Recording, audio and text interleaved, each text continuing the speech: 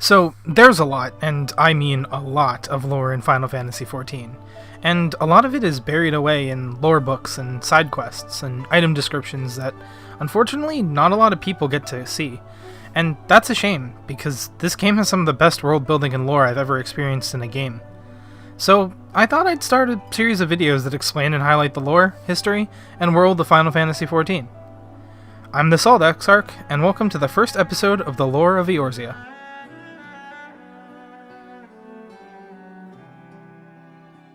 Before we begin, I did want to mention that in these videos I will be openly discussing events and lore elements revealed in the story of Final Fantasy XIV, up to and including all of Stormblood's story. So if you haven't gotten to that point in the story yet, just keep that in mind.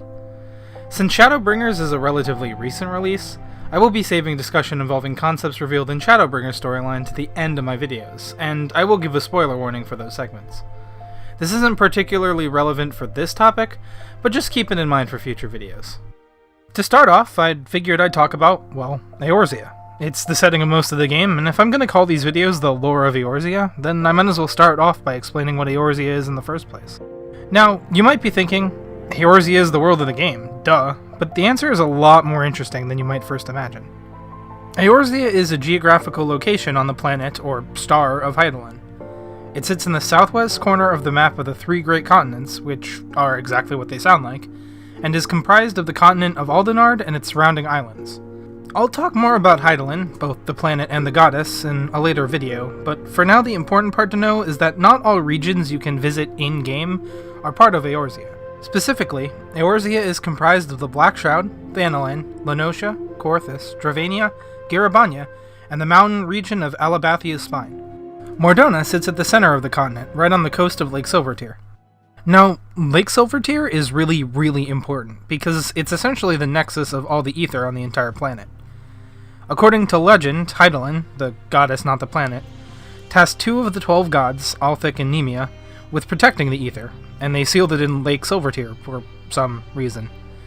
Midgard-Somer was then tasked with protecting the lake, hence his epitaph, Keeper of the Lake. During the Battle of Silvertear Skies, the Warrior of Light's best buddy, Gaius von Bowser, decided to conquer Mordona, and then the rest of Eorzea, so he flew his brand new, giant f***off airship over the lake, and Daddy Midgard-Somer decided he didn't like where that was going. Midgard-Somer called the Dravanian horde and engaged the Agrius by pretending to be a giant boa constrictor, which actually worked and crippled the vessel. The Garleans, ever the graceful losers, detonated the ceruleum tanks within the airship, and the resulting explosion killed Midgard-Somer, kind of, and released the vast majority of the ether sealed within the lake. Because of this reservoir of ether, Eorzea is considered a very prospective region in terms of etherical research, ether crystals, and magic in general. Also because of this, Eorzea is an ideal locale for summoning primals, and many of the beast tribes that summon primals reside there. In fact, it's easier to list the primals that aren't summoned in Eorzea, and in most of those cases, there's still an abundance of ether crystals or some other source of ether nearby to facilitate the summoning. I'm not going to go into a whole discussion about primals here, but I figure it's important to note that Eorzea is just a really good place to summon a primal, which is one of the reasons the Garlean Empire sees conquering it as an important step in preventing their summoning. Even without all the primals, Eorzea is described as being a rather inhospitable region, with harsh, windy mountains, hot, arid deserts, and thick, dense forests. This was made even worse in the Calamity, where the disruption of ether in the region caused dramatic climate changes.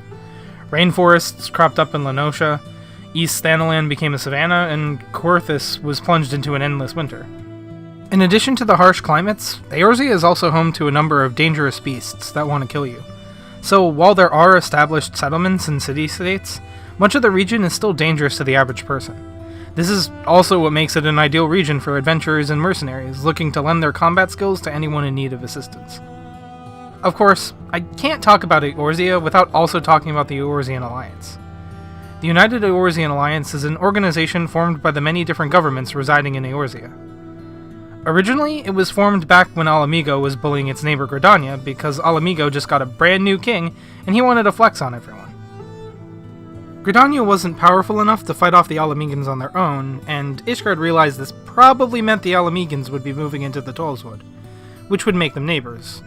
Wisely not wanting to deal with that, the Ishgardians and the other city-states banded together and formed the United Eorzean Alliance to fight back against Alamigo. The Alliance had a pretty rocky history from that point on. Ishgard dropped out to deal with Nidhogg and to be antisocial, and then the Alliance disbanded for a bit, and really only reformed when Nael von Darnus, surprise surprise another Garlean, decided to drop a literal moon on the continent for fun and profit. At the start of A Realm Reborn, the Eorzean Alliance is comprised of Gridania, Ul'dah, and Limsa Lominsa.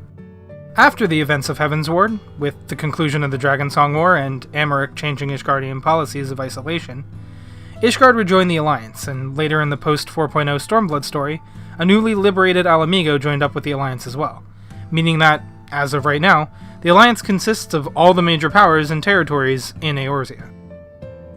I feel it's important to note here that the Eorzean Alliance isn't a singular unifying government, but just a collection of the various governments that make up the main powers of Eorzea. For instance, Ul'dah is ruled by the Syndicate and the Sultana, and they can make and set very separate laws from, say, Gridania. There doesn't seem to be any unifying constitution of the Alliance, or rules that apply to all the citizens that fall under one of the Alliance's member states. I imagine there are some conventions that the members are either explicitly or implicitly expected to adhere to, and there's probably some sort of document that needs to be signed by the leaders of the respective states, but we as the player are never told about or shown it, so whether or not it exists and what it consists of and how strict its guidelines are is mere speculation. It's also interesting to note that, despite being part of an alliance, there are still rivalries that exist between the different member states. A good example of this is the frontline battles, where Gridania's Twin Adder, Ul'dah's Immortal Flames, and Limsa's Maelstrom grand companies all fight over the Kartanu Flats, and the Allagan runes they contain by way of civilized proxy warfare. Despite this and other tensions, however, the Alliance is fully capable of banding together when need be, as shown at the end of Stormblood when the Emperor of Garlemald declares outright war on Eorzea, and the Alliance bands together to fight back against the Garleans. There are many more things I could get into on the topic, like the history of Eorzea, or the details about the individual city-states that comprise the Alliance.